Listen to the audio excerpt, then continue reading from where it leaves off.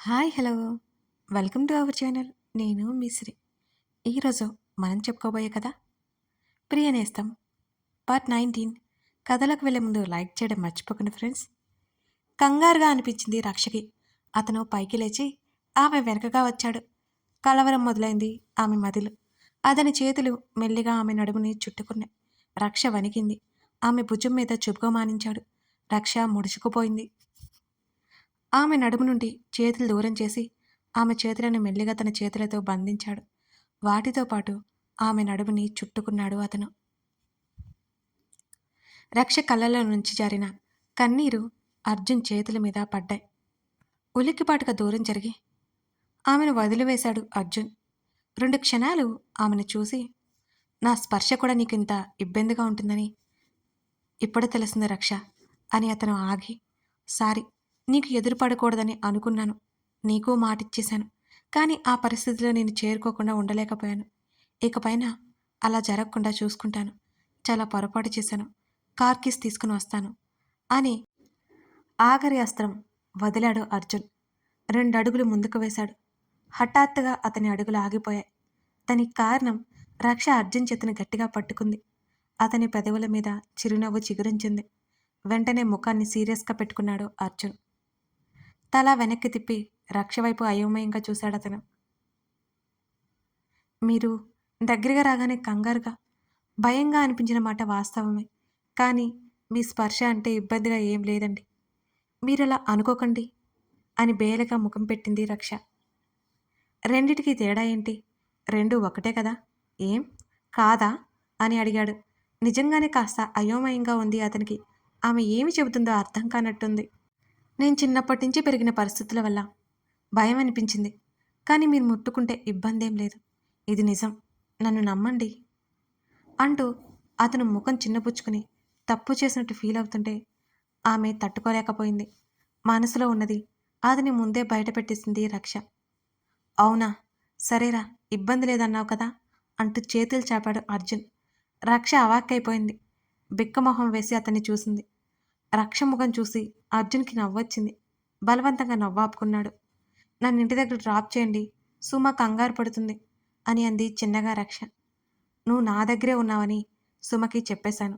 నువ్వేం టెన్షన్ పడుకో, తను కంగారు పడదు, సరేనా అని అన్నాడు అర్జున్. ఇక నేను వెళ్తాను అంది. నీ సమస్య ఏంటో ఇప్పటికీ నాకు అర్థం కావడం లేదు రక్ష. నీ భయాన్ని బాధల్ని ఎలా దూరం చేయాలో తెలియట్లేదు. నీకు భరోసా ఎలా కల్పించాలో నాకు అర్థం కావట్లేదు అని అన్నాడు అర్జున్ ఆవేదనగా. కన్నీటిని తుడుచుకుంటూ మౌనంగా నిలబడింది రక్ష. ఇలారా ఆమె చేతిని పట్టుకుని కూర్చుని పక్కనే కూర్చోబెట్టుకున్నాడు అర్జున్. ఇప్పటికైనా నీ సమస్య ఏంటో చెప్పు రక్ష. నేనేమి చేస్తే నీకు నమ్మకం కలుగుతుందో అర్థం కావట్లేదు అంటూ ఆమె కళ్ళలోకి చూశాడు అర్జున్. ఆమె ప్రతి భయం, ప్రతి బాధ తనకు తెలియాలి అనుకుంటున్నాడు అతను. మళ్ళీ అతనే ఆమె చేతిని పట్టుకొని ఇలా అన్నాడు. ఈ చేతిని నేను ఉన్నంతవరకు వదిలిపెట్టను రక్ష. నువ్వు నాకు కావాలి రక్ష. జీవితాంతం నువ్వు నాకు కావాలి. నీకో నేను ఉంటాను. అన్నీ నేనే అయి ఉంటాను నీకు. అతను చెప్తుంటే కొన్ని క్షణాలు అతని కళ్ళల్లోకి చూస్తుండిపోయింది రక్ష. అతన్ని మాట్లాడిస్తే తను ఖచ్చితంగా అతని వశమైపోతుంది. అందుకే అతన్ని మాట్లాడించకుండా ఆమె ఏదో చెప్పబోయేలోపు, ప్లీజ్ చెప్ప, నువ్వు నీ మనసులో ఏముందో ఒక్కసారి బయటపెట్టే. కష్టం నీ దరి చేరనివ్వను. ఇక్కడ పెట్టుకొని చూసుకుంటాను. అతను పట్టుకున్న ఆమె చేతిని తన చేతితో పాటు కలిపి తన హృదయం మీద పెట్టుకున్నాడు అర్జున్. అతని ప్రేమకి ఆమె మనస్సు కరిగి కళ్ళలో నీళ్లు జలజలా చెంపల మీద నుండి రాలాయి. ఒక్కసారి, ఒకే ఒక్కసారి నా చేతిని అందుకుని చూడు, ఒక్క అవకాశం ఇవ్వు అన్నాడు. అతని స్వరం గాద్గదికమైపోయింది. 2 నిమిషాలు తలదించుకుంది.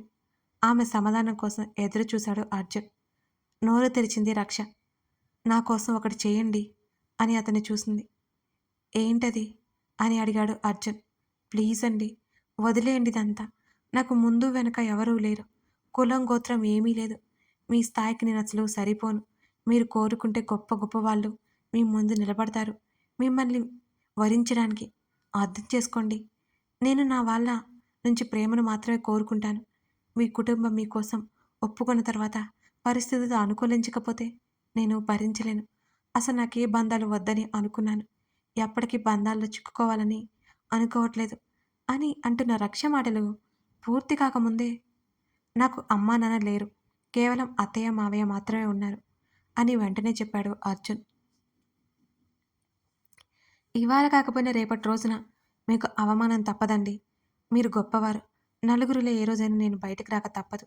అప్పుడు మీకు ఖచ్చితంగా అవమానమే ఎదురవుతుంది. అదంతా ఎందుకు చెప్పండి? ఇదంతా వదిలేస్తారు కదూ! చెప్తూ అతని కళ్ళల్లోకి చూసింది రక్ష. ఆమె మనస్సు మాత్రం భరించలేనంత బాధను మోస్తుంది ఆ మాటలు మాట్లాడుతున్నంతసేపు. మీరే చెప్పండి. ఎవరైనా ఏమీ లేని అమ్మాయిని ఇంటి కోడలుగా ఆహ్వానిస్తారా? ప్లీజ్ అర్థం చేసుకోండి. రక్ష అతన్ని బ్రతిమాలింది. ఆమె అన్నీ చెప్పినా తనంటే ఇష్టం లేదని ఇప్పటి వరకు చెప్పలేదని అతనికి అర్థమైంది. ఒక్క నిమిషం అంటూ రక్షను చూసి పాకెట్లో నుంచి ఫోన్ బయటకు తీశాడు అర్జున్. కృష్ణమూర్తికి అతను కాల్ చేశాడు. హలో అర్జున్, చెప్పు. మార్నింగ్ మార్నింగ్ చేశావు. ఎనీ ప్రాబ్లం అని అడిగాడు కృష్ణమూర్తి. అప్పటికే అర్జున్ చేసే పనులకు రక్ష ఆశ్చర్యపోయి చూస్తుంది. అలాగే చూస్తుండిపోతుంది అర్జున్ని. గుడ్ మార్నింగ్ మావయ్య, మీతో ఒక విషయం చెప్పాలి అన్నాడు రక్షనే చూస్తూ అర్జున్. వద్దన్నట్టు కంగారుగా అడ్డంగా తల ఊపింది రక్ష. అర్జున్ అసలు పట్టించుకోలేదు. ఏంటి నానా, సమస్య ఏం లేదు కదా? పక్కనే ఉన్న వసుంధర ఫోన్ తీసుకుని మాట్లాడింది. అదేం లేదత్తా, నేను చాలా బాగున్నాను. విషయం ఏంటంటే నాకు ఒక అమ్మాయి నచ్చింది అని అర్జున్ మాటలు పూర్తి కాకముందే వసుంధర అందుకుని, వావ్, నిజమా నాన్న? ఎవరా అమ్మాయి? ఎలా ఉంటుంది? ఫోటో పంపించు, చూస్తాను అని ఎగ్జైట్ అయిపోతున్న వసుంధర మాటలు విని నిజంగానే ఆశ్చర్యం వేసింది రక్షకి. పేరు రక్ష, బాగుంటుందత్తా అందంగా అన్నాడు అర్జున్ చిరునవ్వుతో. రక్ష సిగ్గు దాచుకుంటూ ముఖం పక్కకు పెట్టుకుంది. సరే అయితే నాకు ఎప్పుడు పరిచయం చేస్తావు మరి అని అడిగింది వసుంధర. చేస్తానత్తా, కానీ ఇక్కడే ఒక చిక్కు వచ్చి పడింది అని అన్నాడు అర్జున్. గుర్రుగా చూసింది అర్జున్ని. రక్ష ముఖంలో మారే ఎక్స్ప్రెషన్స్ని ఎంజాయ్ చేస్తున్నాడు అర్జున్. ఏంటి అర్జున్ అది? ఆ అమ్మాయి ఎవరైనా సరే వాళ్ళ పేరెంట్స్తో నేను మాట్లాడతాను అని అన్నాడు కృష్ణమూర్తి. తనకి ఎవరూ లేరు మావయ్య, అందుకే నన్ను కాదంటోంది అని అమాయకంగా ముఖం పెట్టి చెప్పాడు అర్జున్. రక్ష ఏదో సైగ చేస్తున్నా పట్టించుకోలేదు అతను. తన గురించి చెప్పవద్దని రక్ష సైగ చేస్తోంది. ఆ విషయం అర్థమైంది. ఆమె వైపు చూడకుండానే మరోవైపు తల తిప్పాడు అర్జున్, ఆ ఫోన్ అలాగే మాట్లాడుతూ. నానా, నిజంగానే నిన్ను కాదనుకుంటుందా? అయ్యో పిచ్చమ్మాయి అంటుంది. నువ్వేం కంగారు పడుకో. ఆ అమ్మాయి ఫోన్ నెంబర్ ఇవ్వు, నేను మాట్లాడతాను. తనకి ఎవరూ లేకపోతే ఏం, మనమున్నాం కదా. మమ్మల్ని తల్లిదండ్రులనుకో అని చెప్పు అని వసుంధర అంది. రక్ష వైపు చూశాడు అర్జున్. అనుకోమండవేంటి? మేం మీ తల్లిదండ్రులం, సరేనా? జాగ్రత్త అర్జున్, ఆ అమ్మాయిని ఇబ్బంది పెట్టకు అని కృష్ణమూర్తి చెప్పాడు. వాళ్ళ ప్రేమ ఆప్యాయతలకు నిజంగానే కళ్ళలో నుంచి నీళ్లు వచ్చాయి రక్షకి. ఎంత మంచివాళ్ళు అనుకోకుండా ఉండలేకపోయింది రక్ష. అంతటి ప్రేమ పంచే అత్తమామలుండగా అమ్మా నాన్నల లోటు తెలియదు అర్జున్కి అనుకుంది రక్ష. కన్నీరు పెట్టొద్దన్నట్టు ఆమె చేతిని నొక్కిపట్టాడు అర్జున్. నాన్న, పోనీ మేము వెంటనే బయలుదేరి వచ్చేయమంటావా? నేను మాట్లాడతాను నాన్న ఆ అమ్మాయితో, వసుంధర చెప్తోంది. పర్వాలేదత్తా, మీరిచ్చిన ధైర్యానికి నేనే ఎలాగో ఆ అమ్మాయిని బ్రతిమాలుకుంటాను. నిదానంగా మీరు వచ్చేద్దురు అని అన్నాడు అర్జున్. సరే నాన్న, జాగ్రత్త. వేళకు భోజనం చేయి. నీ వల్ల కాకపోతే నేను మాట్లాడతాను, సరేనా? నువ్వేం దిగులు పెట్టుకోవద్దు అని వసుంధర మరీ మాట్లాడుతూ ఉంటే, వసు, వాడేం చిన్నపిల్లవాడు కాదు, అన్నీ తెలుసు. నువ్వు కాసేపు మౌనంగా ఉంటావా? కంగారు పెట్టుకో అని వసుంధరతో చెప్పాడు కృష్ణమూర్తి. నాకు వాడెప్పుడు చిన్నపిల్లాడే, మీరే మౌనంగా ఉండండి. మీ మావయ్య అంతే అంటాడు నాన్న. ఆఫీస్ పని ఏమన్నా ఉంటే మీ మావయ్య చూసుకుంటారులే. నువ్వు ఆ అమ్మాయిని ఒప్పించే పనిలో ఉండు, మిగతావి మేం చూసుకుంటాం అని చెప్పింది వసుంధర. వాళ్ళ మాటలు వింటూ ఉంటే నవ్వుకున్నాడు అర్జున్ అసలు. అలాగే అత్త, బాయ్ అన్నాడు వాళ్ళ ప్రేమకు మురిసిపోతూ. సరే నాన్న, జాగ్రత్త, నువ్వు ఆ పనిలోనే ఉండు అని చెప్పి కాల్ కట్ చేసింది వసుంధర. ఫోన్ పక్కన పెట్టి రక్ష వైపు చూశాడు అర్జున్. అర్జున్‌నే చూసింది రక్ష. "ఇప్పుడు ఓకేనా?" అన్నట్టు కళ్ళెగరేశాడు. ఆమె కన్నీళ్లతో నవ్వింది. మనకు తెలియకుండా ఆడపిల్లల పట్ల చాలా జరుగుతూ ఉంటాయి కదా! నిజంగానే మనకి తెలీదు. తల్లిదండ్రులు లేని ఆడపిల్లల గతి నిజంగా చాలా ఘోరంగా ఉంటుందని నాకు అనిపిస్తూ ఉంటుంది. ఇక ఆ కథలోకి వెళ్ళిపోదాం. రక్ష కన్నీళ్లతోనే నవ్వింది. ఆమె ముఖాన్ని చేతిలోకి తీసుకుని ఒక చేత్తో ఆమె కళ్ళు తుడిచాడు అర్జున్ సున్నితంగా. "నీ డౌట్స్ అన్నీ తీరిపోయాయా?" అని అర్జున్ అడిగాడు. "ఏమోనండి" అని అంది రక్ష. "ఇంకా ఏంటి?" అని అన్నాడు అర్జున్ నీరసంగా. "ఇంకోసారి ఆలోచించండి. నా మూలంగా భవిష్యత్తులో మీరు నలుగురిలో అవమానపడతారేమో" అని అంది రక్ష చాలా మెల్లిగా. కోపంగా చేయెత్తాడు అర్జున్. ఆమె టక్కున కళ్ళు మూసుకుంది భయంగా. వెంటనే ఆమెను ఎదకు హత్తుకున్నాడతను. అతని ఎదలో ముఖం దాచుకుంది రక్ష. "ఇక చాలు రక్ష, నీకంట కన్నీరు రాకూడదు" అన్నాడు ఆమె తల మీద ముద్దు పెట్టుకుంటూ అర్జున్. అతని ప్రేమకు కంట నీరు చిందించింది. అతని షర్టు తడిపింది. ఆమె కళ్ళు తుడిచి ఆమె నుదుటిన పెదవులు నిలిపాడు అర్జున్. కళ్ళు మూసుకుని అలాగే ఉండిపోయింది రక్ష. అతని చేతులు సున్నితంగా విడిపించుకుని వెనక్కి జరిగి కూర్చుంది రక్ష. మీతో చాలా చెప్పాలండి" అని అంది. "ఏంటది?" అని అడిగాడు. "ముందు నన్ను క్షమించండి. మిమ్మల్ని చాలా ఇబ్బంది పెట్టాను" అని అర్జున్ వైపు చూసింది. "నువ్వు నన్ను ఇబ్బంది పెట్టలేదు తెలుసా? నాకైతే ఇబ్బంది అనిపించలేదు" అన్నాడు ఆమెని చూస్తూ అర్జున్. "నేను చిన్నప్పటి నుంచి పెరిగిన పరిస్థితుల వల్ల ఎవరిని అంత తేలిగ్గా నమ్మలేకపోయాను" అని చెప్పింది పక్కకు చూసి మళ్ళీ అర్జున్నే చూస్తూ. "ఏమైంది?" ఆమె చేతిని నొక్కిపట్టి వదిలాడు భరోసాగా. "నా తల్లిదండ్రులెవరో తెలీదు. 10 నెలల పాపగా ఉన్నప్పుడు ఎవరో తీసుకొచ్చి ఆశ్రమంలో చేర్పించారట. అలాగే పెరిగాను. ఒంటరిగా ఉండేదాన్ని. ఎవరితో కలిసేదాన్ని కాదు. నాకు 4 సంవత్సరాల వయసు. అప్పుడు సుమ కూడా వచ్చింది. సుమ అమ్మా నాన్న చనిపోతే సుమ బాబాయ్ పిన్ని తనని అనాథాశ్రమంలో చేర్పించారు. అప్పటినుంచి మాకు మేమిద్దరమే అయ్యాం. ప్రతి కష్టంలో ఒకరికొకరం తోడుగా ఉన్నాం" అని చేతులు చూసుకుంటూ చెప్పి, "మీకు తెలుసా అండి, పసిపాపకు కూడా రక్షణ లేదు. మాకు 7 సంవత్సరాలప్పుడు ఆశ్రమంలో వార్డెన్ మమ్మల్ని అమ్మాయిలని చూశారు. సరిగ్గా పోలీసులు రావడంతో అప్పుడు బ్రతికి బయటపడ్డాం. పెరిగే కొద్దీ ఆడపిల్లలకు రక్షణ ఉండదని అర్థమైంది. ఆ ఆశ్రమం మేనేజర్ ఇంకా కొంతమంది ఎక్కడెక్కడో ముట్టుకునేవారు. 10 సంవత్సరాలు కూడా ఉండవు మాకు. అసలేవేవో మాట్లాడేవారు. ఏమి చేయాలో అర్థం కాదు. ఆ మాటలకి అర్థాలు కూడా తెలియవు. బిక్కుబిక్కుమంటూ గడిపేశాం. ఏడుపు వచ్చేది. ఎవరితో చెప్పుకోవాలో కూడా అర్థమయ్యేది కాదు. రాత్రింబవళ్ళు కూర్చుని ఏడ్చేసేవాళ్ళం. అప్పటికే రక్ష కళ్ళల్లో నీళ్లు కారిపోయాయి. ఆమె చేతిని తన 2 చేతుల మధ్య బంధించి ఏడవకు అన్నట్టు చూశాడు అర్జున్. మళ్ళీ కొనసాగిస్తూ, "ప్రతి ఒక్కరూ అలాగే చూసేవారే. చిన్న, పెద్ద అని కూడా చూడరు. అమ్మాయి అయితే చాలు.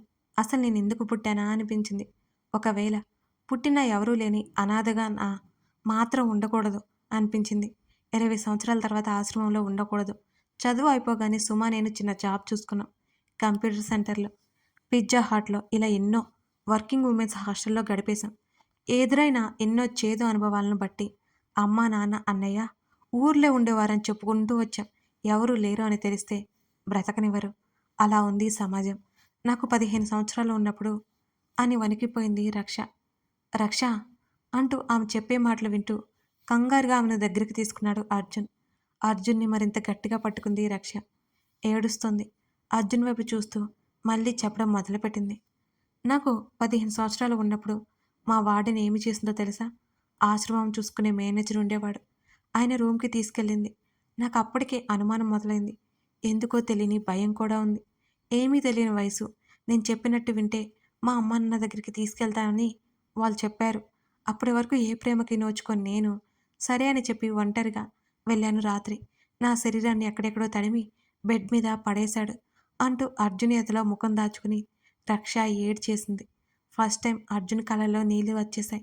ఆ సమయంలో ఒక పసిమనసు పరిస్థితి తలుచుకుంటుంటే అతనికి కన్నీళ్లు ఆగనే లేదు. రక్షని గట్టిగా ఎదకి హదుముకున్నాడు. కొంతసేపు వెక్కి వెక్కి ఏడవసాగింది రక్ష.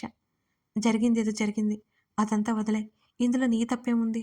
ఇక నేనున్నాను కదా, బాధపడకు" అతని స్వరం గాద్గదికమైంది. ఆమె తలని నిమురుతూ కళ్ళు తుడుచుకున్నాడు అర్జున్. ఆమె చెప్తుంటే ఆ ఊహకే కష్టంగా అనిపించింది. అతని గుండె బరువెక్కింది. అతని ప్రేమ ఏ పాటితో అర్థమవుతుంటే సంతోషంతో మనసు కన్నీటిని బయటకు పంపింది. పూర్తిగా అతన్ని హత్తుకుని ఉండిపోయింది రక్ష. తనకేదో జరిగిందని అతను అనుకుంటూ ఇంత బాధపడిపోతున్నాడు తప్పితే తనని దూరం చేసుకోవట్లేదు. సుమకి అనుమానం వచ్చి ఆశ్రమం హెడ్‌ని తీసుకొచ్చింది. ఆ రోజు సుమ వల్లే ఒక దుర్మార్గుడి చేతిలో బలి కాకుండా బ్రతికిపోయాను. అప్పట్నుంచి ఆశ్రమాన్ని కట్టుదిట్టం చేశారు. అందుకే నాకు అందరూ ఉన్నారనే చెప్తాను.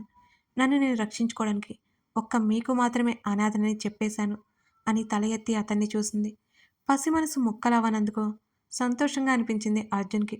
ఆమె కోమలమైన చేతులతో అతని కళ్ళు తుడిచింది. నాకు రక్ష అని ఎందుకు పేరు పెట్టారో తెలుసా? నా మెడలో ఆర్ అనే అక్షరంతో చైనుందట. నేను ఆశ్రమంకి వచ్చినప్పుడు నన్ను ఆశ్రమానికి తీసుకువచ్చిన ఆమె పెట్టిందట ఆ పేరు అని అంటూ చెప్పి అర్జున్ కళ్ళలోకి చూస్తూ కొనసాగించింది. నా చిన్నప్పటి నుంచి నేను పెరిగిన పరిస్థితుల కారణంగా ఆ రోజు మీరు ముట్టుకుంటేనే భయపడిపోయాను. మీరు అందరిలాంటి వారు కాదని నాకు మెల్లిగా అర్థమైంది. ఇదంతా నిజమే కదా! నేను నేను మీ జీవితంలో ఉంటాను కదా! అని ఆశగా అడిగింది రక్ష. హ్మ్.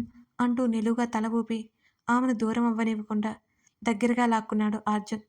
ఈ జన్మకిది చాలు. ప్లీజ్ అండి. నన్నెప్పటికీ వదలకండి. జీవితాంతం మీ ప్రేమను అందిస్తారు కదూ! మాట్లాడుకుంటూ పోతోంది రక్ష. ఆమె చేతిని తీసుకొని పెదవులకు ఆనించుకున్నాడు. మరణం తప్ప మనల్ని ఎవరూ విడదీయలేరు అని మార్దవంగా చెప్పాడు అర్జున్. అతని ప్రేమకు ఆమెకి మాటలు కరువయ్యాయి. అతని చెంపల మీద వణుకుతున్న చేతులతో పట్టి అతని నుదుటి మీద పెదవులు నిలిపింది రక్ష. కళ్ళు మూసుకుని ఆ క్షణాన్ని ఆస్వాదించాడు అర్జున్. అతని మెడ చుట్టూ చేతులు వేసి అతని మెడ దగ్గరే ముఖం దాచుకుంది రక్ష. గతం నుంచి అర్జున్ బయటపడ్డాడు. మరణమే మనల్ని విడదీసింది రక్ష. మరణమే మనల్ని విడదీసింది. ఎందుకు వెళ్ళిపోయావు నువ్వు? నా ప్రేమను పొందకుండానే నీ ప్రేమ పంచకుండానే వెళ్ళిపోయావు కదూ! నీ దగ్గరికి వచ్చేయాలని ఉంది రక్ష. నువ్వు లేకుండా ఉండాలని అనిపించలేదు. అత్తయ్య మావయ్య ఇద్దరూ తట్టుకోలేరు. నువ్వు దూరమై ఇప్పటికే అత్తయ్య చావంచుల వరకు వెళ్ళింది. ఇక నేను లేకపోతే బ్రతకదు. నువ్వు నా దగ్గరికి ఎలాగూ రాలే. దేవుడనేవాడుంటే నేను నిన్ను త్వరగా చేరుకోవాలని కోరుకుంటాను. కొంత సమయం రక్ష ఆలోచనలతో గడిపి సాయంత్రం అవడంతో ఉండాలి అనిపించక ఇంటికి బయలుదేరాడు అర్జున్. తలుపు తెరిచిన వెంటనే హాల్లో కనిపించిన కృష్ణమూర్తిని చూసి షాక్ అయ్యాడు. ప్రవర్తిక గురించి అడిగితే ఏం చెప్పాలో అర్థం కాలేదు అర్జున్కి. కథ కొనసాగుతోంది. మరి ప్రవర్తిక ప్రణయ్తో వెళ్ళిపోయింది. కృష్ణమూర్తి అడిగితే అర్జున్ ఏ సమాధానం చెప్పబోతున్నాడో? ప్రవర్తిక మళ్ళీ అర్జున్ లైఫ్లోకి రానుందా? అసలు ఒప్పుకుంటుందా? తెలుసుకోవాలంటే ఈ కథను ఫాలో అవ్వాల్సిందే. నాకు విషయం చెప్పిన అందరికీ, నేను త్వరగా కోలుకోవాలని మాట్లాడుతున్న అందరికీ నా హృదయపూర్వక ధన్యవాదాలు. నేను బాగున్నానండి. ఇంకొన్ని రోజులు పోతే పూర్తిగా సెట్ అయిపోతాను. మీ అభిమానానికి, మీ ప్రేమకి నిజంగా చాలా చాలా సంతోషంగా ఉందండి. Thank you very much.